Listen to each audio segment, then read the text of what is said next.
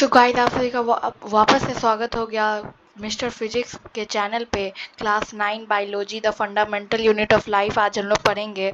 तो चलिए आज हम लोग शुरू करते हैं। मैं हूँ सम्यक शेखर मिस्टर फिजिक्स की टीम से। आज मैं आप लोग को पढ़ाने वाला हूँ the biology the fundamental unit of life cell, और इसका ये लेक्चर 3 है। हम लोग टोटल लेक्चर 4 बनाएंगे। लास्ट लेक्चर में हम लोग कुछ क्वेश्चन भी डिस्कस करेंगे लेक्चर 4 में।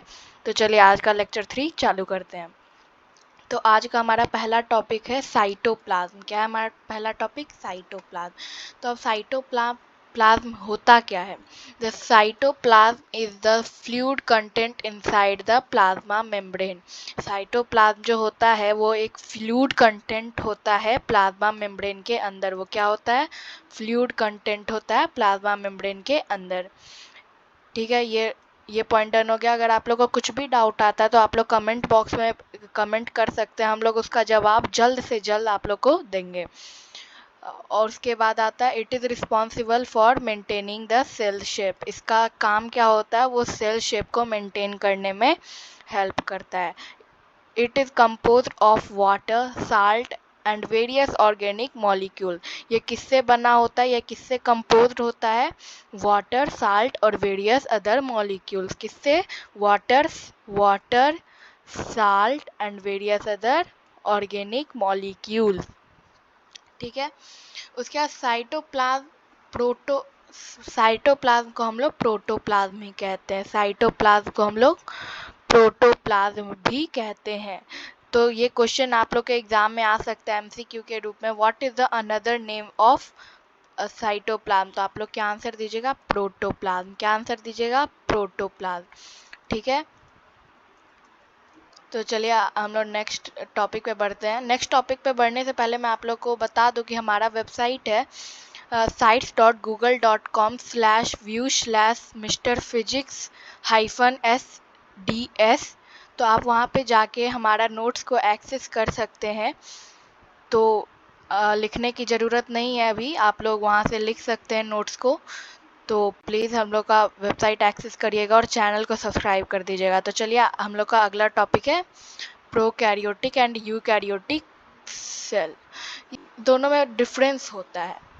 प्रोकैरियोटिक मतलब कि उतना डेवलप नहीं होता है। यूकैरियोटिक जो होता है वो डेवलप होता है, मतलब कि ज़्यादा डेवलप होता है। ठीक है, अब इस दोनों में हम लोग डिफरेंस जानेंगे। क्या जानेंगे? डिफरेंस।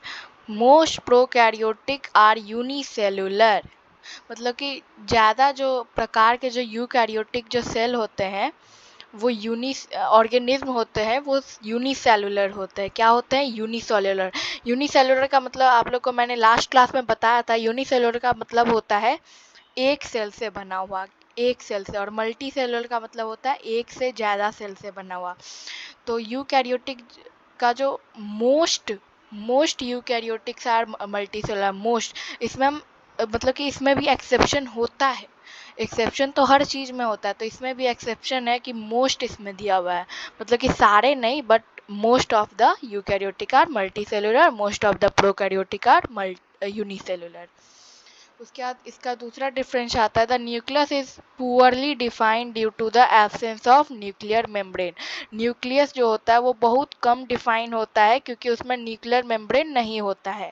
लेकिन यूकैरियोटिक में the nuclear is well defined and it is surrounded by the nuclear membrane.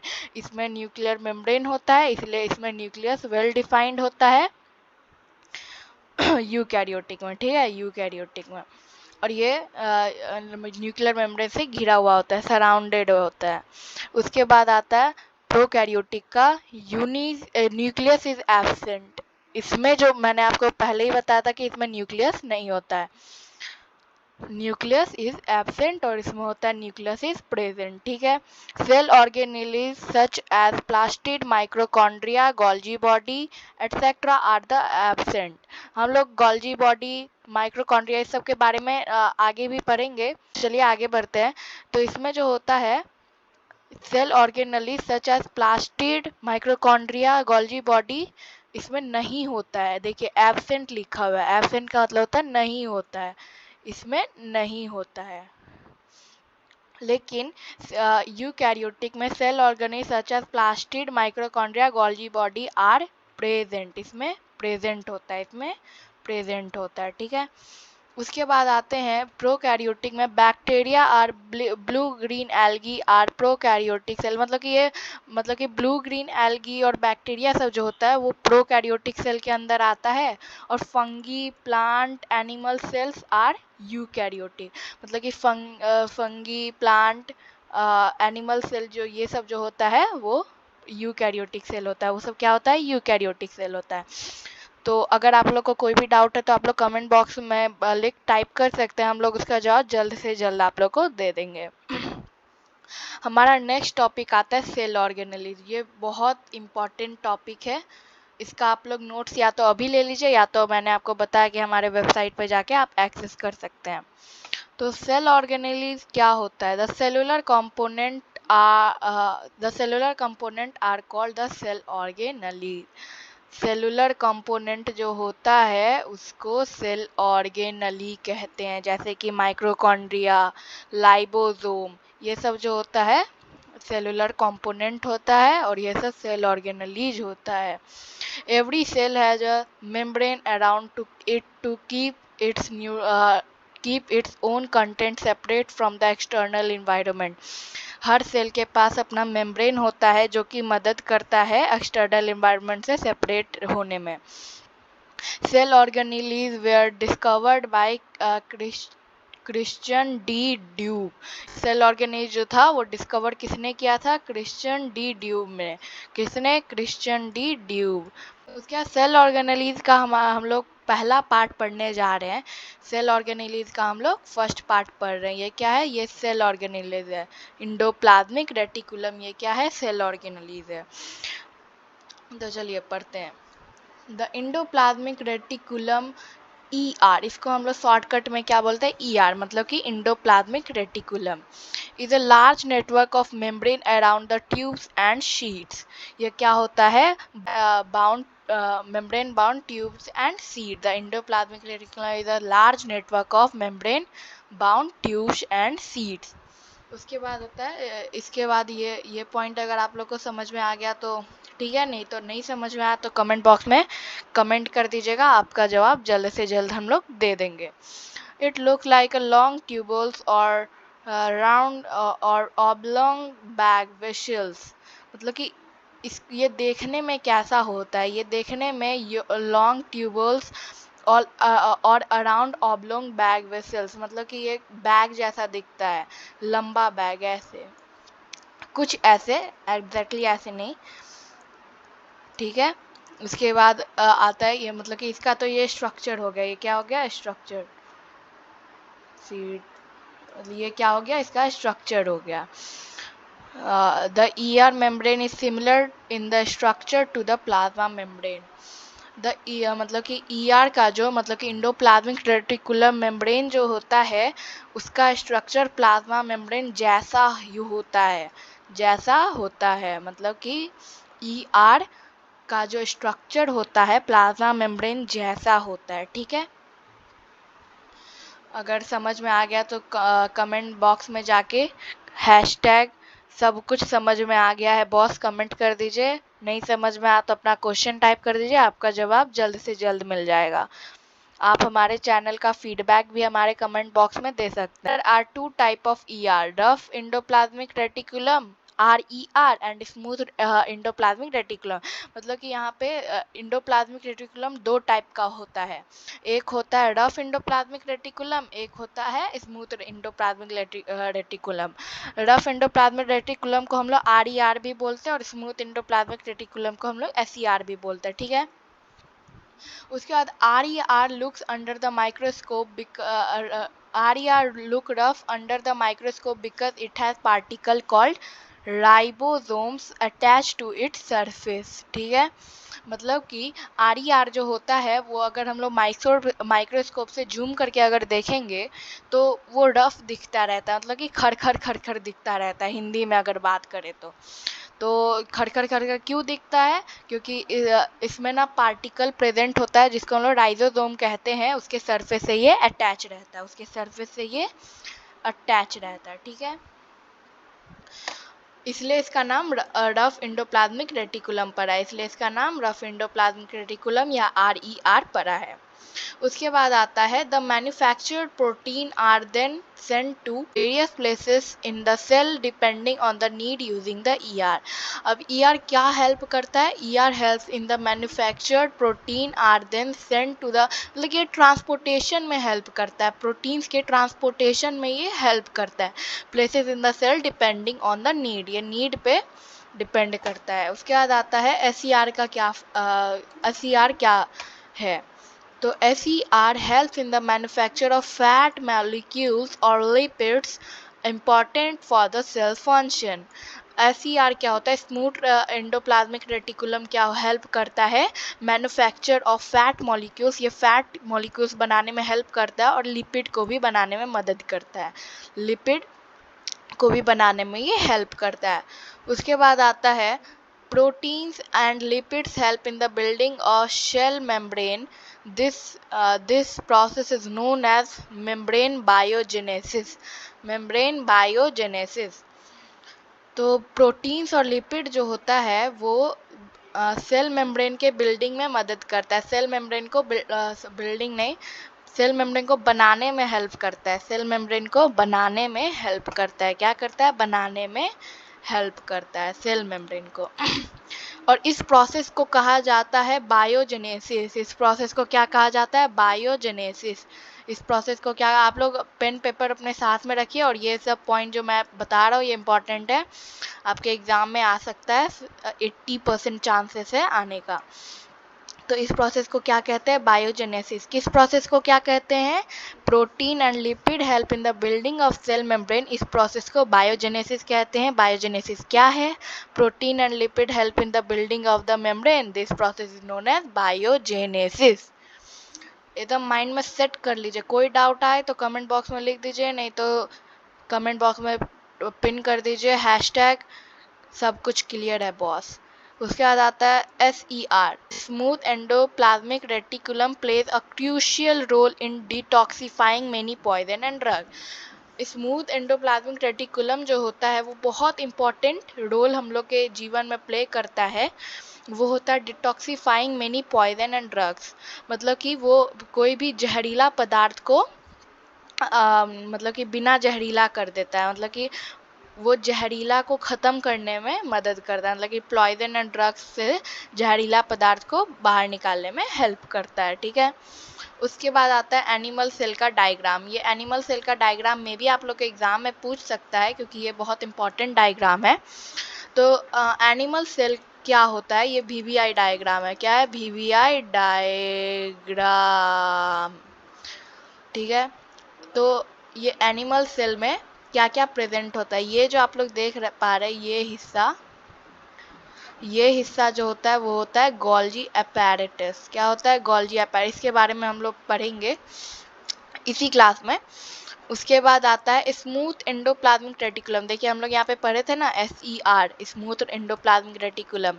तो इस यही जो होता है वो क्या होता है? ये जो होता है ना वो स्मूथ एंडोप्लाज्मिक रेटिकुलम होता है। ठीक है। उसके बाद न्यूक्लियर इन्वेलप। न्यूक्लियर इन्वेलप कहाँ होता है? ये जो है न्यूक्लियर इन्वेलप होता है। ये यहाँ पे आप लोग जैसा कि यार देख सकते हैं यहाँ पे लाइनिंग दिया हुआ है, न्यूक्लियर इन्वेलप होता है। ठीक है। उसके बाद आता है न्यूक्लियस। न्यूक्लियस बहुत इंपॉर्टेंट है। आप लोग को मैंने पिछले क्लास में बताया था न्यूक्लियस को हम लोग ब्रेन ऑफ द सेल भी कहते हैं। क्या कहते हैं? Brain of the cell. ये बहुत इंपॉर्टेंट है, ये मे भी आप लोग के एग्जाम में आ सकता है। न्यूक्लियस को हम लोग ब्रेन ऑफ द सेल भी कहते हैं। ठीक है। उसके बाद आता है साइटोप्लाज्म। साइटोप्लाज्म मतलब कि ये जो आप लोग ये सब जो ब्लू जो स्ट्रक्चर देख रहे हैं ये क्या है? साइटोप्लाज्म है। क्या है? साइटोप्लाज्म है। उसके बाद स्मूथ एंडोप्लाज्मिक रेटिकुलम पढ़ लिए और यहाँ पे रफ एंडोप्लाज्मिक रेटिकुलम है, RER। देखिए RER, रफ एंडोप्लाज्मिक रेटिकुलम। तो ये कहाँ है? ये सब जो है ये रफ एंडोप्लाज्मिक रेटिकुलम है। उसके बाद आता है माइक्रोकॉन्ड्रियन। माइक्रोकॉन्ड्रियन के बारे में हम लोग नेक्स्ट क्लास में जानेंगे। तो माइक्रोकॉन्ड्रियन कहाँ है? माइक्रोकॉन्ड्रियन यहाँ पे आप लोग देख सकते हैं, यहाँ पे एरो दिया हुआ है। तो ये माइक्रोकॉन्ड्रियन है। और ये राइबोसोम यहाँ पे देखिए, यहाँ पे दो दिया हुआ है, दो यहाँ पे लाइनिंग जा रहा है। ठीक है। उसके बाद आता है लाइसोसोम का। ये जो आप लोग देख सकते हैं, ये लाइसोसोम के भी बारे में हम लोग नेक्स्ट क्लास में जानेंगे। ये सब जो एक प्रकार का सेल ऑर्गेनलीज है। तो आज हम लोग सेल ऑर्गेनलीज के सिर्फ 2 ही पार्ट्स पढ़ेंगे और बाकी जो पार्ट्स है वो हम लोग नेक्स्ट क्लास में पढ़ेंगे। लाइसोसोम को हम लोग सुसाइडियल बैग भी कहते हैं। ये आप लोग एक्स्ट्रा में ले लीजिए। लाइसोसोम को हम लोग सुसाइडियल बैग भी कहते हैं। सुसाइडियल बैग, सुसाइडियल बैग भी इसको कहते हैं। ये लोग क्यों कहते हैं ये आप लोग को नेक्स्ट क्लास में पता चल जाएगा, क्योंकि सस्पेंस बनाना पड़ता है तभी व्यूज़ आता है। ठीक है, मतलब कि सारे जो सीरियल वाले होते हैं वो भी पहले सस्पेंस क्रिएट करते हैं। क्यों सस्पेंस क्रिएट करते हैं? ताकि उन लोग का व्यूज़ ज़्यादा आए। ठीक है। उसके बाद आता है ये सेंट्रियोल। सेंट्रियोल, सेंट्रियोल कहाँ होता है? ये जो आप लोग देख पा रहे हैं ये क्या होता है? सेंट्रियोल। ठीक है। उसके बाद आता है प्लाज्मा मेम्ब्रेन। ये जो आप लोग ये जो देख पा रहे हैं ये क्या होता है? प्लाज्मा मेम्ब्रेन होता है। ठीक है, ये क्या होता है? प्लाज्मा मेम्ब्रेन होता है। ठीक है, ये जो पिक्चर है ये एनसीईआरटी के बुक से लिया गया है। ये जो पिक्चर है वो एनसीईआरटी के बुक से लिया गया है। उसके बाद हम लोग प्लांट एनिमल सेल तो पढ़ लिए। अब आता है प्लांट सेल। देखिए एनिमल सेल और प्लांट सेल कुछ ऐसा दिखता है। ठीक है, तो ये प्लांट सेल है। रफ एंडोप्लाज्मिक रेटिकुलम यहाँ ये होता है। ये क्या होता है? Rough endoplasmic reticulum. लाइसोसोम ये होता है, जैसे कि मैंने आप लोगों को बताया, इसको सुसाइडियल बैग भी कहा जाता है। स्मूथ एंडोप्लाज्मिक रेटिकुलम ये रहा, क्लोरोप्लास्ट ये रहा, न्यूक्लियस ये रहा, गोल्गी बॉडी ये रहा, न्यूक्लियर ये रहा। ठीक है, nuclear envelope, sorry nuclear envelope. ठीक है, न्यूक्लियर इन्वेलप ये रहा।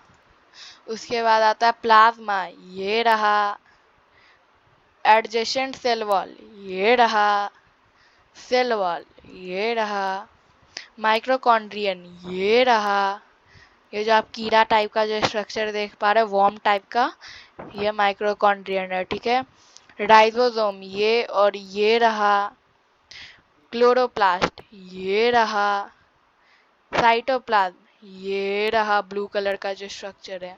ठीक है, अब हम लोग चलते हैं सेल ऑर्गेनेलीज के दूसरे पार्ट पे। पहला पार्ट था हमारा इंडोप्लाज्मिक रेटिकुलम, ये हमारा पहला सेल ऑर्गेनेलीज है। और दूसरा सेल ऑर्गेनेलीज है गोल्गी अपैरेटस। क्या है? Golgi apparatus. ठीक है, अब गोल्गी अपैरेटस बहुत इंपॉर्टेंट रोल हमारे जीवन में प्ले करता है। हमारे जीवन में नहीं, हमारे बॉडी के जीवन में। ठीक है, Golgi apparatus first describe by Camilo Golgi. किसने डिस्क्राइब किया था? Camilo Golgi.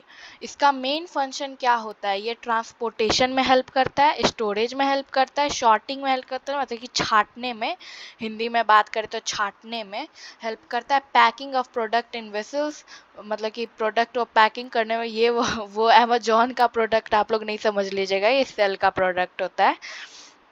पैकिंग में हेल्प करता है। Modification of both proteins and lipid, ये किसके मॉडिफिकेशन में हेल्प करता है? Protein and lipid. किसके मॉडिफिकेशन में? Protein and lipid. ठीक है, ये मत समझ लीजिए कि थार का मॉडिफिकेशन चल रहा है। ठीक है, किसके मॉडिफिकेशन में हेल्प करता है? प्रोटीन और लिपिड के मॉडिफिकेशन में। It consist of a system of a membrane bond vessels, flattened, मतलब कि वेसल्स को हम लोग फ्लैटेंड सैक्स भी बोलते हैं। सैक्स मतलब कि बोरा एक टाइप का, मतलब कि सैक्स को हिंदी में बोरा बोला जाता है। Arranged approximately parallel to each other stacks called cisterns. क्या कहते हैं? सिस्टर्न्स। क्या कहते हैं? सिस्टर्न्स। मतलब कि ये जो होता है वो, मतलब कि मेम्ब्रेन, इसका जो सिस्टम होता है, मेम्ब्रेन बॉन्ड वेसल्स, मतलब कि फ्लैटेंड सैक्स अरेंज अप्रोक्सीमेटली, मतलब कि ये जो होता है पैरेलल टू ईच अदर में अरेंज किया जाता है इन स्टैक्स सिस्टर्न्स। इसका मैं प्रोनाउंसिएशन सिस्टर्न्स, सिस्टर्न्स। हाँ, तो Golgi apparatus is also involve in the formation of lysosome. Lysosome को हम लोग क्या बोलते हैं? Suicidal bag. क्या बोलते हैं? Suicidal bag. क्या कहते हैं? सुसाइडियल बैग क्यों कहते हैं ये आप लोग को नेक्स्ट पार्ट में पता चलेगा। आज हम लोग बस 2 ही सेल ऑर्गेनेलिज के बारे में डिस्कस किए हैं। आज हम लोग सिर्फ 2 ही सेल ऑर्गेनेलिज के बारे में डिस्कस किए हैं। नेक्स्ट क्लास में हम लोग पढ़ेंगे लाइसोसोम, माइक्रोकॉन्ड्रिया एटसेट्रा एटसेट्रा। ठीक है, आगे हम लोग पढ़ेंगे। तो आज के क्लास में बस इतना ही। आप लोग को होप करता हूँ कि आज का क्लास आप लोग को अच्छा लगा होगा। So thank you so much for joining. Next class में हम लोग डिस्कस करेंगे other type of cell organelles, जैसे कि हो गया लाइसोसोम हो गया, उसके बाद हो गया माइक्रोकॉन्ड्रियन हो गया। ठीक है, आप लोग हमारे वेबसाइट पर हमारा नोट्स एक्सेस कर सकते हैं sites.google.com/view/mrphysics-sds। ठीक है, और हमारे चैनल को सब्सक्राइब कर लीजिएगा। आप लोग देख तो लेते हैं वीडियो, लेकिन सब्सक्राइब और लाइक नहीं करते, तो लाइक करना मत भूलिएगा। Thank you so much for watching.